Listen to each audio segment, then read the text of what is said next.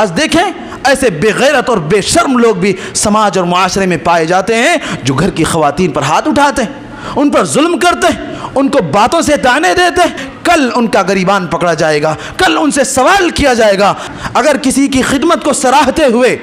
ان کی خدمت کو ذکر کرتے ہوئے ان کا شکریہ ادا کیا جائے اور اللہ تعالیٰ کی بارگاہ میں ان کے عمل کی قبولیت کی دعا کی جائے، آپ کہیں گے کہ کچھ لوگوں کو برا لگا؟ میں کہتا ہوں بھاڑ میں جائیں ایسے لوگ جنہیں برا لگا ہو، لگتا رہے۔ ونعوذ باللہ من شرور انفسنا ومن سیئات اعمالنا من يهده الله فلا مضل له ومن يضلله فلا هادي له وأشهد أن لا إله إلا الله وحده لا شريك له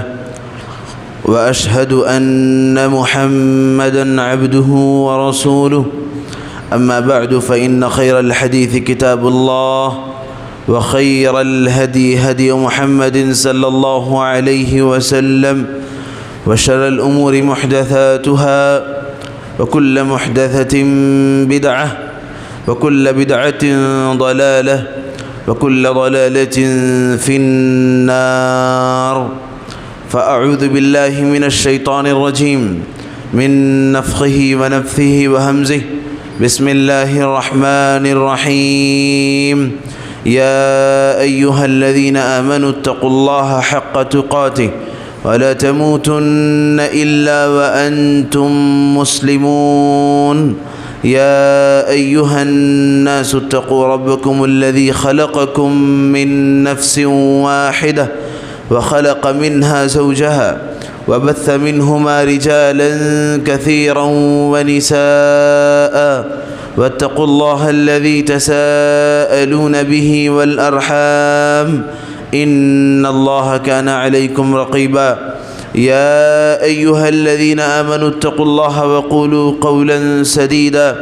يصلح لكم أعمالكم ويغفر لكم ذنوبكم ومن يطع الله ورسوله فقد فاز فوزا عظيما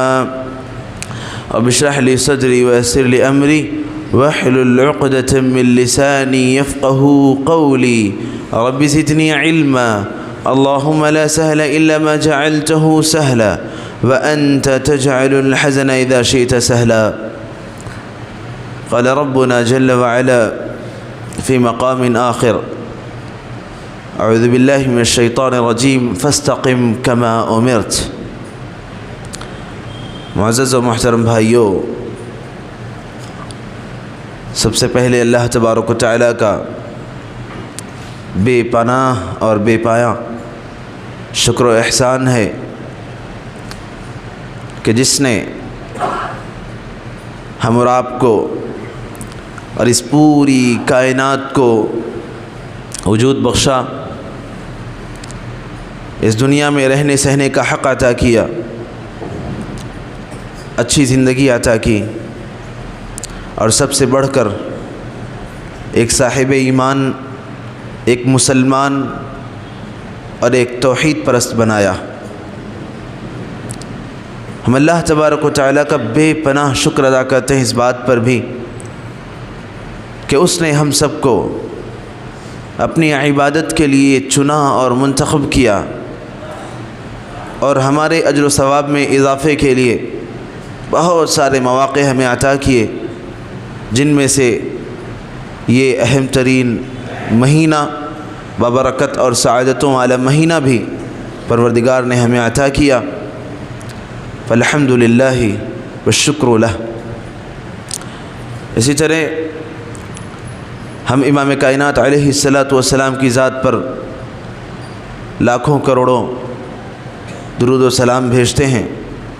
جمعہ کا دن ہے، آپ علیہ الصلاۃ والسلام فرماتے ہیں کہ جو شخص جمعہ کے دن مجھ پر درود کا اہتمام کرتا ہے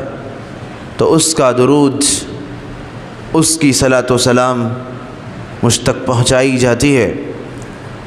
تو اللہم صلی علی محمد وعلی آل محمد کما صلیت علی ابراہیم وعلی آل ابراہیم انک حمید مجید۔ اللہم بارک علی محمد وعلی آل محمد کما بارکت علی ابراہیم وعلی آل ابراہیم انک حمید مجید۔ معزز و محترم بھائیو، میں نے خطبہ مسنونہ کے بعد آیت کریمہ کا ایک ٹکڑا آپ کی خدمت میں پیش کیا ہے، جس میں اللہ تبارک و تعالیٰ نے ہمیں استقامت کا پیغام دیا ہے۔ استقامت یعنی آپ صلی اللہ علیہ وسلم حدیث میں فرماتے ہیں احب الاعمال الی اللہ ادومها وان قل، یہی استقامت ہے۔ اللہ تعالیٰ کے نزدیک سب سے زیادہ محبوب ترین عمل وہ ہیں جس کو بندہ ہمیشہ اپنائے، کبھی نہ چھوڑے، ہمیشہ اس کا پابند رہے، گرچہ وہ عمل چھوٹا ہے کیوں نہ ہو۔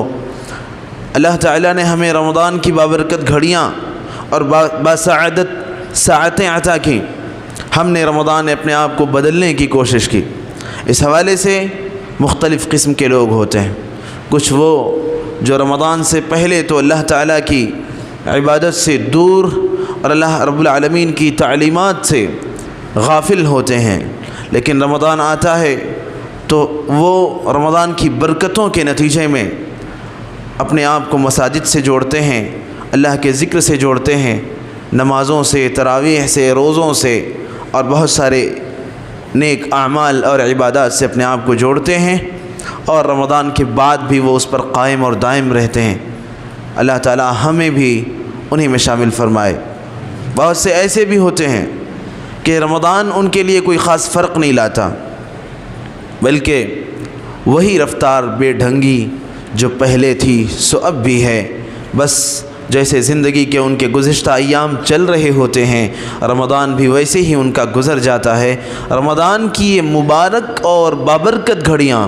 انہیں بدلنے کے لیے کافی نہیں ہوتیں، ان کو تبدیل کرنے کے لیے اور انہیں چینج کرنے کے لیے کوئی فرق ان کے اوپر نہیں ڈالتیں۔ ایسے ہی لوگ ہیں جو سب سے بڑے محروم ہیں، سب سے بڑے محروم ہیں۔ امام کائنات علیہ السلام نے فرمایا کہ سب سے بڑے محروم وہ لوگ ہیں دخل علیہ رمضان، جس پر رمضان داخل ہو، فانسلخ، اور رمضان داخل ہو اور اس کی زندگی سے رمضان دوبارہ سے نکل بھی جائے، قبل ان یغفر لہ، اس بات سے پہلے کہ رب العالمین کی طرف سے اسے بخشا جائے، اس سے پہلے ہی رمضان اس کی زندگی سے نکل بھی جائے، تو سب سے بڑی محرومی اور سب سے بڑی بدنصیبی واللہ میرے بھائی اور دوستو اس سے بڑی کوئی اور نہیں ہو سکتی۔ تو رمضان ہمارے لیے تبدیلی کا ذریعہ ہونا چاہیے، رمضان ہمارے لیے ٹرننگ پوائنٹ ہونا چاہیے۔ رمضان ہمیں بہت کچھ سکھاتا ہے، بہت کچھ سیکھنے کا موقع دیتا ہے۔ تراویح کا اہتمام کرتے ہیں ہم طویل نمازوں کے ذریعے سے، تو رمضان ہمیں سکھاتا ہے کہ زندگی بھر ہمیں اللہ تعالیٰ کی بارگاہ میں جب ہم نماز میں کھڑے ہوں تو ہماری نمازیں طویل ہوں، اور وہ بندہ جو حقیقی طور پر اللہ تعالیٰ کی محبت جس کے دل میں ہوتی ہے، اس کی تو خواہش یہی ہوگی کہ میں جتنی دیر رب کی بارگاہ میں پڑا رہوں، جتنی دیر میں رب العالمین کی عبادت میں لگا رہوں، اتنا ہی زیادہ خوش نصیب۔ تو تراویح کی نمازیں اور رمضان کی اہم عبادت ہمیں یہ پیغام دیتی ہے۔ اسی طرح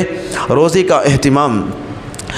کا اہتمام کرنا ہمیں بہت ساری چیزیں سکھاتا ہے، ہمیں اپنے جذبات کا کنٹرول سکھاتا ہے، ہمیں گناہوں سے بچنا سکھاتا ہے، ہمیں اللہ تعالیٰ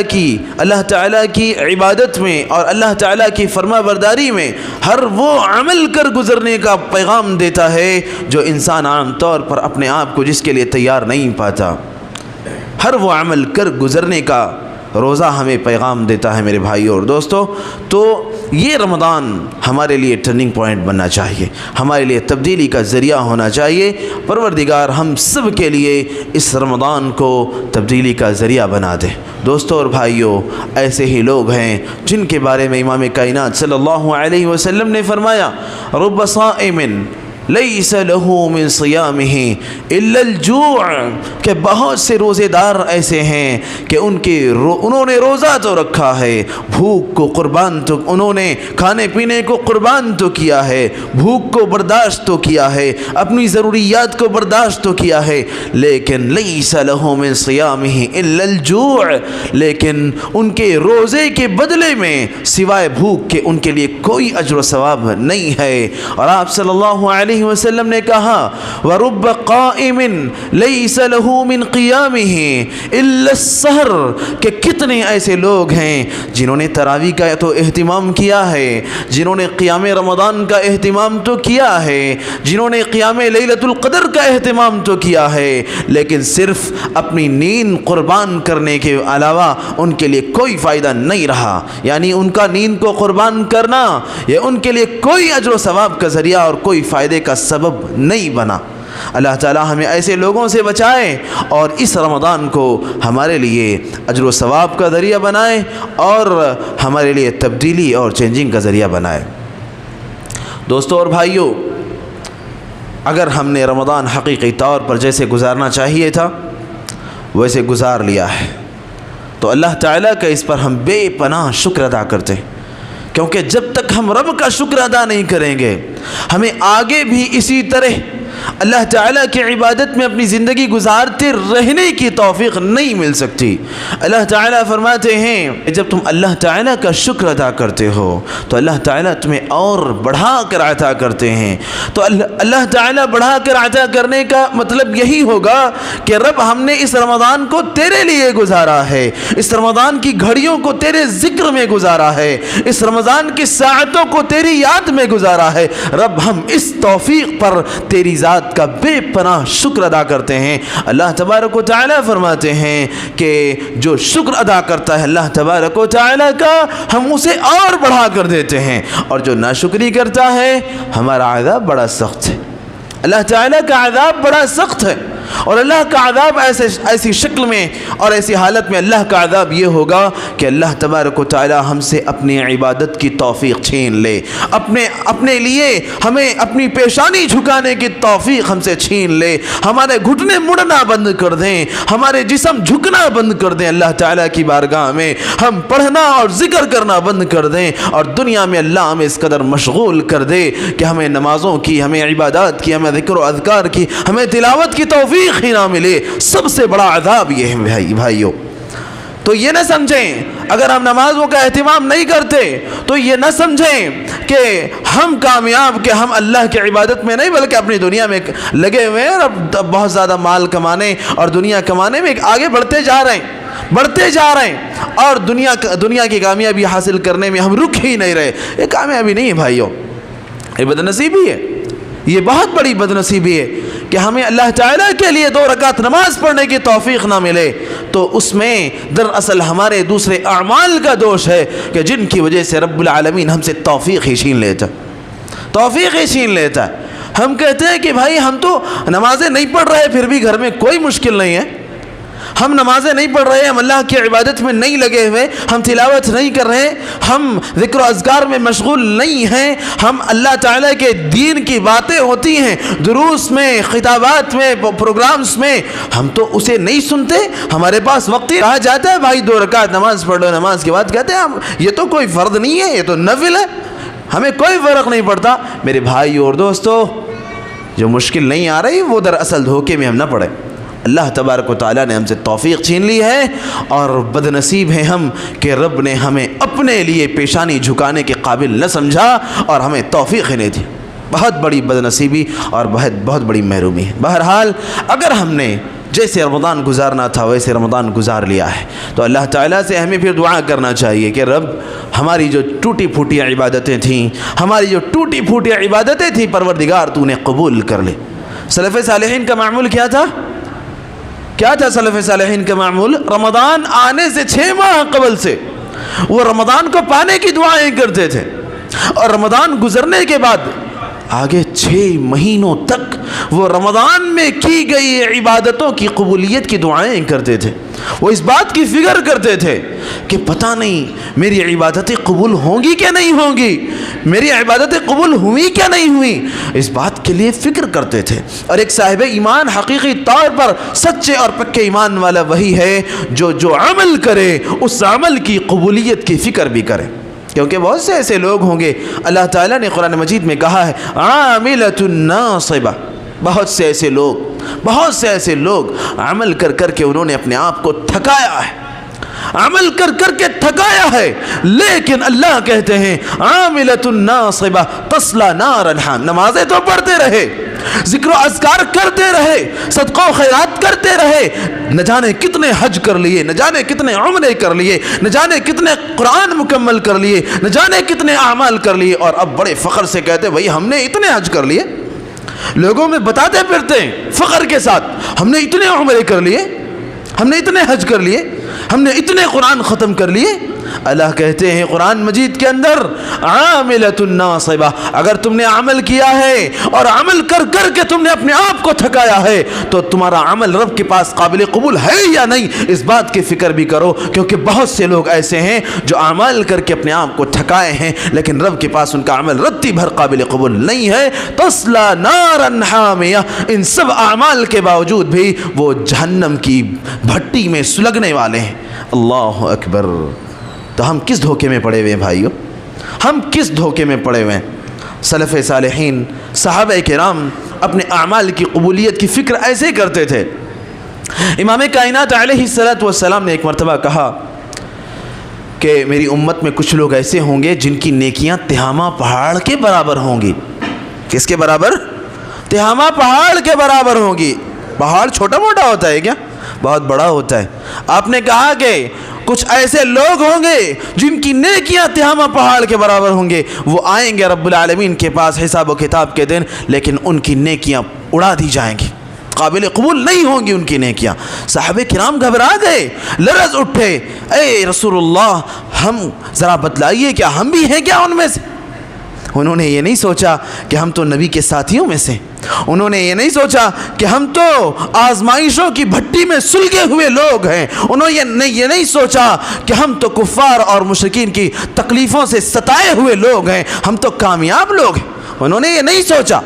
انہوں نے نبی محترم سے پوچھا کہ امام کائنات کیا ہم بھی ان لوگوں میں سے ہیں؟ ذرا آپ واضح کر دیجئے، ذرا آپ تفصیل سے بتا دیجئے۔ امام کائنات صلی اللہ علیہ وسلم نے فرمایا وَلَكِنَّهُمْ أَقْوَامٌ إِذَا خَلَوْا بِمَحَارِمِ اللَّهِ انْتَهَكُوهَا، وہ لوگ جو اعمال تو بڑے بڑے ہیں لیکن جب تنہائی میں بیٹھتے ہیں تو رب العالمین نے جن کاموں سے روکا ہے ان کاموں کو تنہائی میں بیٹھ کر انجام دیتے۔ ہم اپنی گریبانوں میں جھانک کر دیکھیں بھائیوں،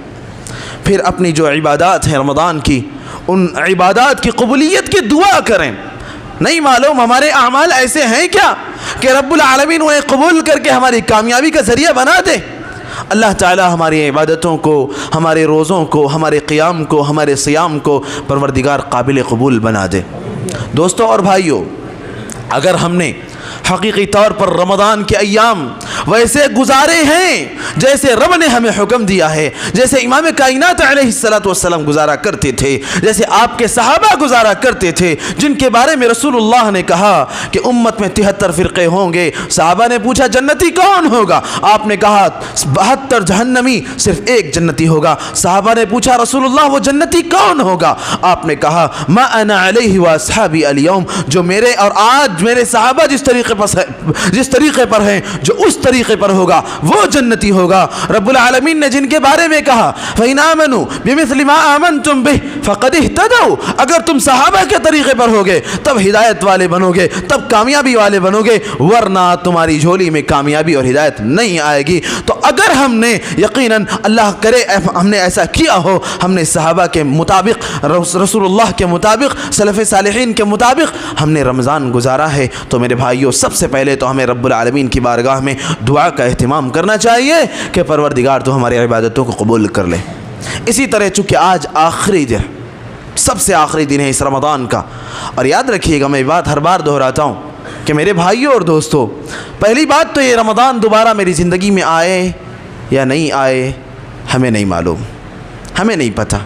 اللہ کرے کہ دوبارہ سے رمضان ہماری زندگی میں آئے اور رمضان کی بابرکت ساعتیں اور گھڑیاں ہم دوبارہ سے اپنی زندگی میں پا سکیں، لیکن اس سے پہلے آپ یہ بھی سوچئے ذرا کہ کیا زندگی کا کوئی ایک پل جو گزر جاتا ہے دوبارہ لوٹ کر آتا ہے؟ ایک پل بھی جو گزرتا ہے دوبارہ لوٹ کر آتا ہے؟ نہیں آتا۔ گیا وقت پھر ہاتھ نہیں آتا۔ تو جب زندگی کا کوئی پل دوبارہ لوٹ کر نہیں آتا تو میرے بھائی اور دوستو یہ تو بالکل آخری دن ہے، یہ تو بالکل آخری دن ہے ہمارا. آج کا دن ایک ایک پل بس اللہ کی یاد میں گزرنا چاہیے, اللہ کے کلام کی تلاوت میں گزرنا چاہیے, اللہ کے ذکر میں گزرنا چاہیے. فضول کی گفتگو, غیر ضروری بات چیت, ہنسی مذاق اور ٹھٹے, ایک دوسرے کو ستانا, ایک دوسرے کی غیبتیں کرنا, ایک دوسرے پر طعنہ زنی کرنا, ایک دوسرے کے خلاف اپنی زبان کا استعمال کرنا اور ان اعمال کو انجام دینا جو ہمارے نیکیوں کو, ہماری عبادات کو اور ہمارے نیک اعمال کو برباد کر دینے والے. میرے بھائیو, ایسی حرکت آج کے دن تو بالکل نہیں ہونی چاہیے. امام کائنات علیہ السلام نے فرمایا انما الاعمال بالخواتیم, اعمال کا دار و مدار خاتمے پر ہے. ہم نے پورا رمضان رب کی اطاعت میں گزار لیا, آج کا دن ہم نے خالی خریداری میں, شاپنگ میں, بازار میں, صرف ان خرافات میں گزار دیا, تو پھر کیا فائدہ بھائیو؟ اعمال کا دار و مدار تو خاتمے پر ہے. انما الاعمال بالنیات. تو آج کا دن ابن عمر بن عبد العزیز رحمہ اللہ وہ فرماتے ہیں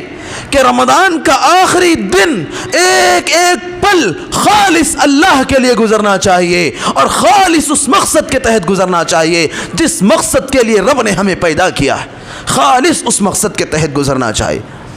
تو دوستو اور بھائیو, اللہ کرے ہمارا آج کا دن بھی ویسے ہی گزرے جیسے ہمارا رب چاہتا ہے. آج کا دن بھی ہمارا ویسے ہی گزرے جیسے امام کائنات علیہ السلام اپنی زندگی کا آخری دن جیسے گزار کر گئے تھے, کیونکہ ہر دن ہمارا ویسے گزرنا چاہیے گویا یہ میری زندگی کا آخری دن ہو.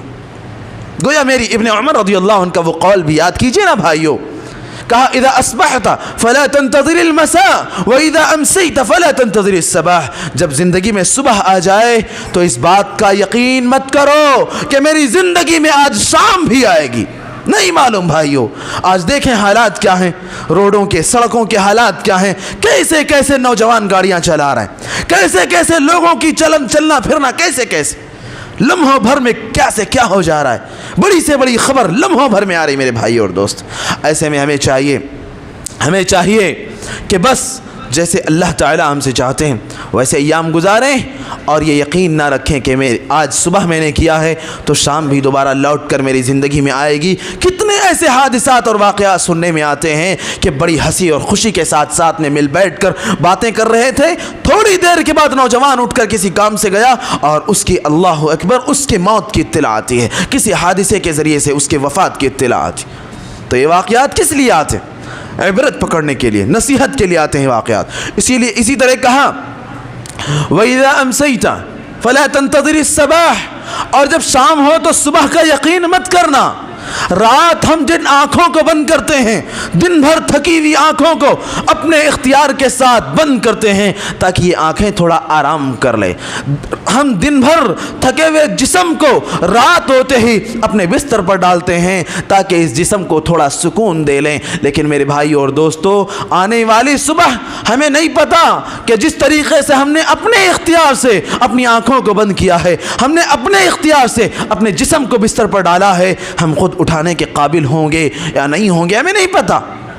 ان آنکھوں کو ہم خود کھولنے کے قابل ہوں گے یا نہیں ہوں گے ہمیں نہیں معلوم. تو میرے بھائی اور دوستو, بس یہی پیغام ہے کہ ہر لمحہ, ہر پل, ہر گھڑی, ہر وقت اللہ کی یاد میں اور اللہ کی بارگاہ میں گزرے. زندگی کی ضروریات بھی ہیں, یقیناً بہت سارے کام. کل عید کا دن ہے, اگر کچھ سامان گھر کا چھٹ گیا ہوگا تو وہ بھی ہمیں لانا ہی ہے, وہ بھی ذمہ داری ہے ہمارے تحت. لیکن میرے بھائی اور دوستو, ہم اپنے کام میں لگے رہیں, اپنی زبان کو عمل میں لگائے رکھیں. ذکر و اذکار کا مستقل ذکر و اذکار کا اہتمام کرتے رہیں, اور وہ دعائیں جو رب العالمین نے قرآن میں ہمیں سکھایا ہے, جو ابن کثیر رحمہ اللہ کے بقول سب سے زیادہ قبول ہونے والے اور سب سے زیادہ جامع دعائیں ہیں, قرآنی دعائیں, ان دعاؤں کا اہتمام کریں. نبی صلی اللہ علیہ وسلم نے جو دعائیں سکھلائی ہیں, ماثورہ دعائیں, ان دعاؤں کا اہتمام کریں. اس کے علاوہ اپنی زبان میں, اپنے انداز میں جیسے ہم رب سے دعا کر سکتے ہیں, ہم دعاؤں کا اہتمام کرتے رہیں. اور زبان کا عمل بہت زیادہ وقت نہیں چاہتا, بہت زیادہ مستقل فرصت نہیں چاہتا. آپ جس کام میں بھی لگے ہوں عمل کرتے رہیں. اللہ تعالیٰ ہمیں اس کی توفیق دے اور اللہ تعالیٰ ہم سے قبول فرمائے. میرے بھائیو اور دوستو, میں پھر سے اس بات کو دہرا رہا ہوں کہ رمضان میں اگر ہم نے جیسے ہمیں وقت گزارنا چاہیے تھا ویسے اگر ہم نے وقت گزار لیا ہے تو یاد رکھیے اس میں صرف ہماری اپنی کوشش شامل حال نہیں ہے، صرف ہماری اپنی کوشش شامل حال نہیں ہے۔ رمضان میں سب سے پہلے اگر ہم نے پابندی سے 5 وقتہ نمازوں کا اہتمام کیا ہے تو مسجد کے مؤذن، مسجد کے خدمت گزار اور آپ کی مسجد کے ائمہ وہ آپ کے شکر گزاری کے حقدار ہیں۔ اللہ کے نبی صلی اللہ علیہ وسلم نے فرمایا کہ من لم یشکر الناس لم یشکر اللہ، جو لوگوں کا شکریہ ادا نہ کرے وہ اللہ تعالیٰ کا شکر گزار بھی نہیں ہو سکتا، وہ اللہ تعالیٰ کا شکر گزار بھی نہیں ہو سکتا۔ اس لیے آپ ذرا سوچیں، آپ کی مسجد میں جہاں کہیں جس بھی مسجد کے آپ مصلی ہوں، آپ کی مسجد میں آپ کو 5 وقتہ نمازوں کی امامت کرانے والے ائمہ علماء جو آپ کو کتاب اللہ اور سنت رسول کے دروس کا اہتمام کرتے رہے، آپ کے روزے میں کون سی غلطی ہوگی جس سے آپ کا روزہ متاثر ہو جائے گا؟ آپ کی عبادت میں کون سی خامی اور خطا ہوگی جس سے آپ کی عبادت متاثر ہو جائے گی؟ یہ آپ کو پل پل پر، ہر گھڑی پر، ہر قدم پر آپ کو بتانے والے، آپ کو سمجھانے والے، آپ کو اپنی عبادتوں کی حفاظت کی توفیق، اپنے عبادتوں کی حفاظت کی طرف آپ کی رہنمائی کرنے والے اہل علم، یہ آپ کے شکریہ کے حقدار ہیں۔ امام کائنات علیہ الصلوۃ والسلام کی جو حدیث میں نے سنائی ہے، من لم یشکر الناس لم یشکر اللہ، جس نے لوگوں کا شکریہ ادا نہیں کیا وہ اللہ تعالیٰ کا بھی شکر گزار نہیں ہے۔ تو اس حدیث کے مطابق وہ آپ کی شکر گزاری اور وہ آپ کی قدردانی کے حقدار ہیں۔ اسی طرح میرے بھائیوں اور دوستوں، آپ کی مسجد کے مؤذن وہ آپ کے شکر گزاری کے حقدار ہیں،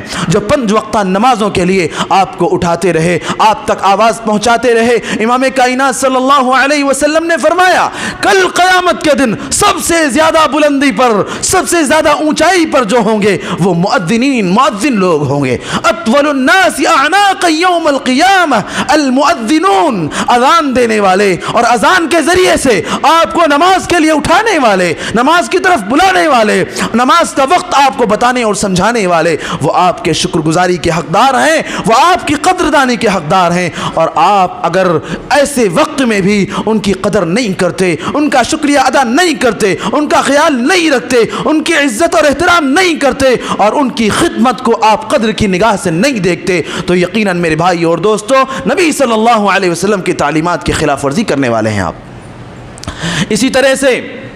مسجد میں خدمت گزاری کرنے والے مختلف انداز میں، کوئی صاف صفائی کرنے والے ہیں، کوئی افطار کا انتظام کرنے والے ہیں، کوئی لائٹ اور پنکھوں کے سوئچ آن کرنے اور بند کرنے والے ہیں، کوئی وقت پر گیٹ کھولنے اور گیٹ بند کرنے والے ہیں، وقت پر آپ کے لیے مسجد کا سارا نظم و نسق دیکھنے والے لوگ، واللہ یہ بھی آپ کے شکر گزاری کے اور آپ کی قدردانی کے حقدار ہیں۔ اور اسی حدیث کی روشنی میں جس میں آپ نے فرمایا من لم یشکر الناس لم یشکر اللہ، جو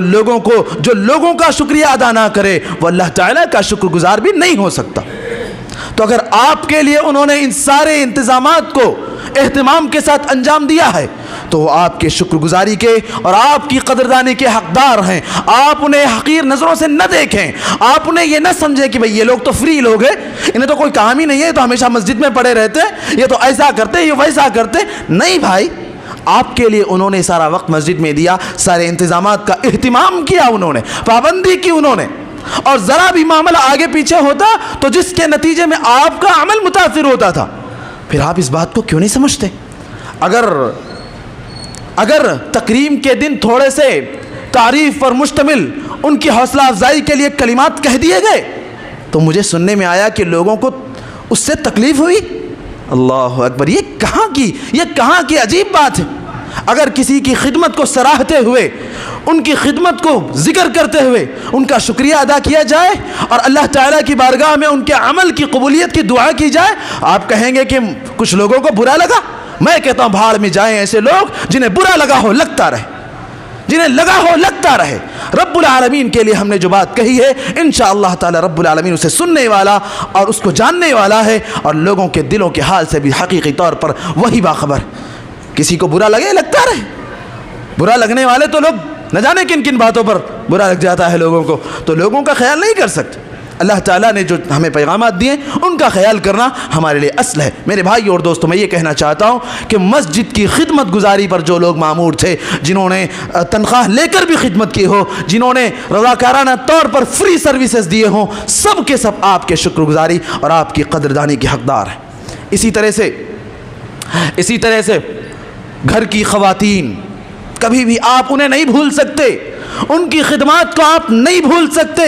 روزے میں رہتے ہوئے آپ کے کپڑوں کی دھلائی، آپ کے بچوں کی پرورش، گھر کا پورا نظم و نسق دیکھنا، آپ کے لیے سحری تیار کرنا، آپ کے لیے افطار تیار کرنا، آپ کیسے ان کو بھول سکتے؟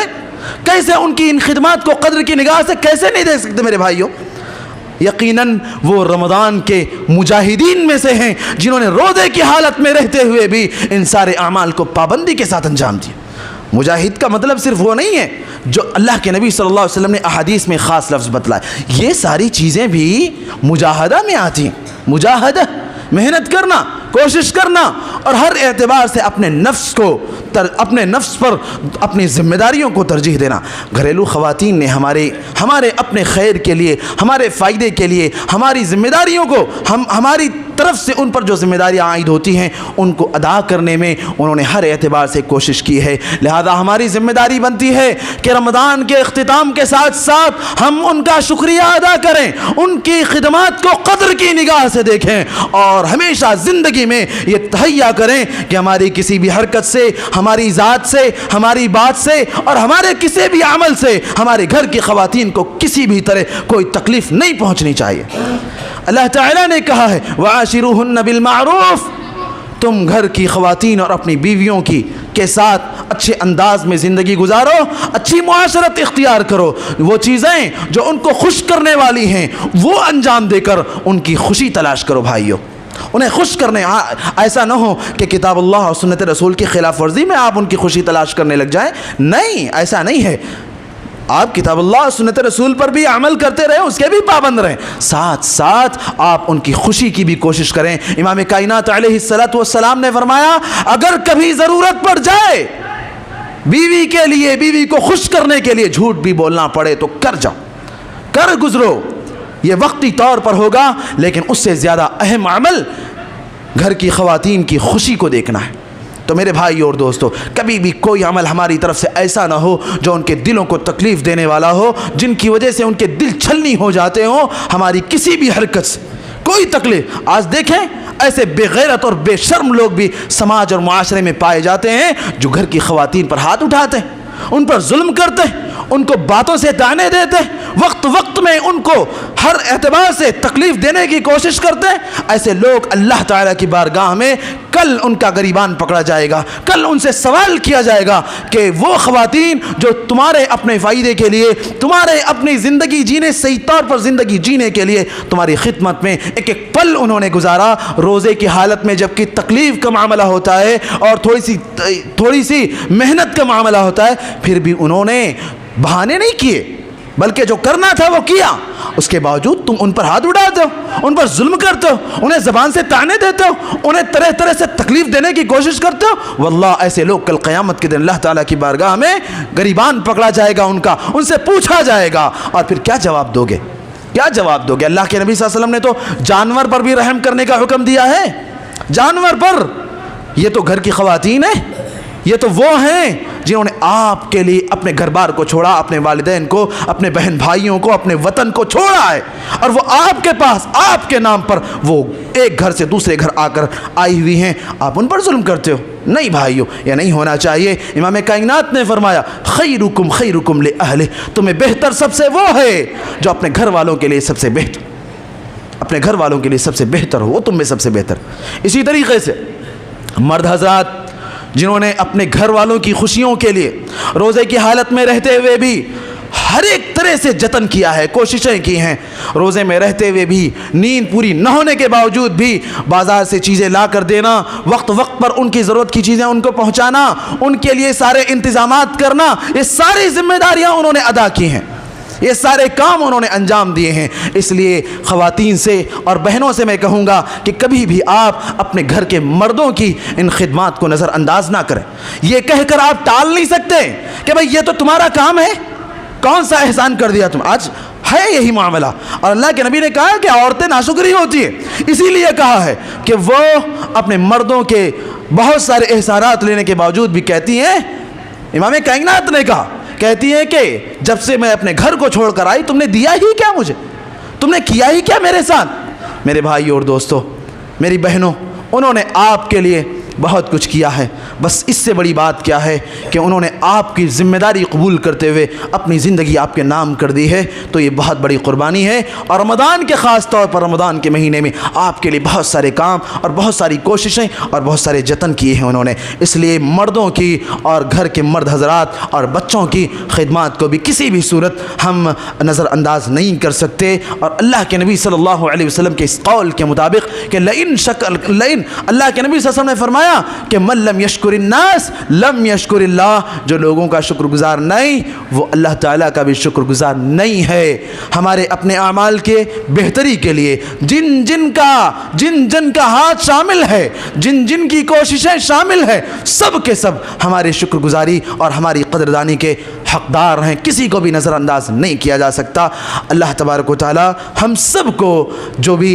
ٹوٹے پھوٹے اعمال کرنے کی توفیق دی ہے، پروردگار ہمارے اعمال کو قبول فرما لے۔ پروردگار ہمیں رمضان کے بعد کے ایام بھی رمضان کے انداز پر رمضان کی طرح گزارنے کی توفیق عطا فرما دے۔ الہ العالمین ہم سے جو کوتاہیاں ہو گئیں تو اسے بخش دے، ہم سے جو غفلتیں ہو گئیں پروردگار تو معاف کر دے۔ تو غفور الرحیم ہے، تو معاف کرنے کو پسند کرتا ہے۔ پروردگار